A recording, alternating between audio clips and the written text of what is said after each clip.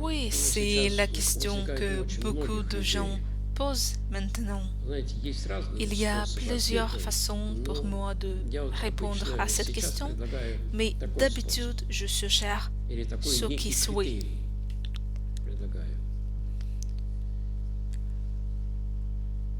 Je ne peux pas parler de détails maintenant, mais je voudrais dire que seulement l'orthodoxie, ou je peux dire que christianisme, mais je veux dire vraiment l'orthodoxie, a des arguments objectifs pour témoigner de ses origines divines.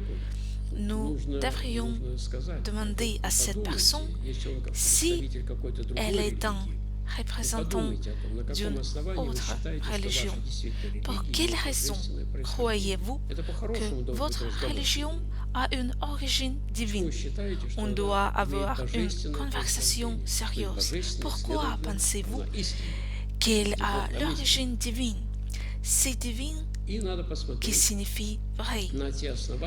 Comme là où il y a Dieu, il y a la vérité. Nous devons connaître les raisons que le christianisme offre et connaître ses arguments. Et puis, il peut vraiment y avoir une conversation profonde, décente et convaincante. Et nous pouvons montrer pourquoi le christianisme est vrai parce que nous avons des arguments pour prouver son origine divine. L'affirmation qu'il y a le même Dieu dans toutes les religions est une grave erreur. C'est l'erreur qui rend les gens fous. Quelle est l'erreur? Bien sûr, il y a un seul Dieu. Il n'existe qu'un seul Dieu, mais il est l'Esprit. Des gens ont estimé qu'il existe à travers toute l'histoire. Ce sentiment existait à travers toute l'histoire. Mais regardez comment ce sentiment a été exprimé, dans quelles images. Ça arrive que ce sentiment de Dieu s'exprime en reflétant la condition humaine. Et nous voyons qu'ils se sont divisés en plusieurs dieux. Et souvent, les gens attribuent telles caractéristiques aux dieux qui les rendent répulsifs. Regardez l'image de la déesse hindoue Kali. Vous pourriez devenir fou de peur. C'est ce que je pense. Souvent, ces dieux sont dotés de caractéristiques sataniques. Est-ce vraiment le même Dieu? L'apôtre Paul écrit: je ne veux pas que vous vénériez les démons. À qui écrit-il tout ça? Les païens croient Dieu et ils les appellent même des démons. Nous devons donc comprendre que les gens de différentes religions ne vénèrent pas le seul vrai Dieu, mais l'image de Dieu qu'offre une religion particulière. Alors, la question se pose avec encore plus de force et de responsabilité.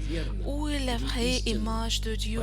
Laquelle d'entre eux est vraie, divine, donnée par Dieu? Le christianisme a des arguments qui démontrent que Jésus-Christ, que Saint Paul appelle directement l'image du Père. Est-ce que vous entendez? Il l'appelle l'image du Père plusieurs fois. Jésus-Christ est la véritable incarnation de Dieu. C'est lui, Christ, qui nous a donné la véritable compréhension de Dieu.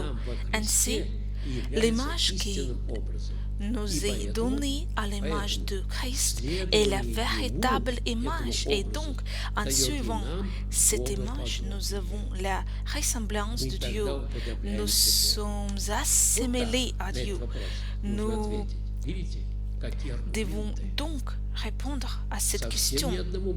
Quels sont les arguments? Nous ne vénérons pas le même Dieu.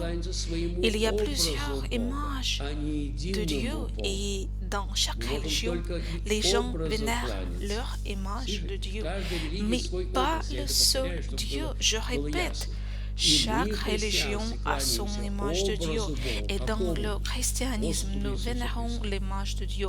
Quel Dieu? Jésus-Christ.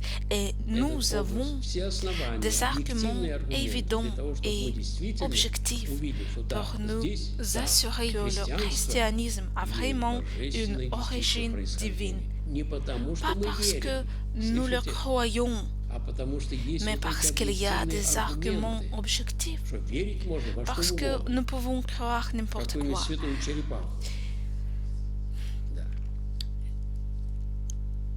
Il faut donc se demander quels sont ces arguments et il faut les comprendre et être convaincu et devenir chrétien. Parce que seul le christianisme permet de trouver le vrai Dieu.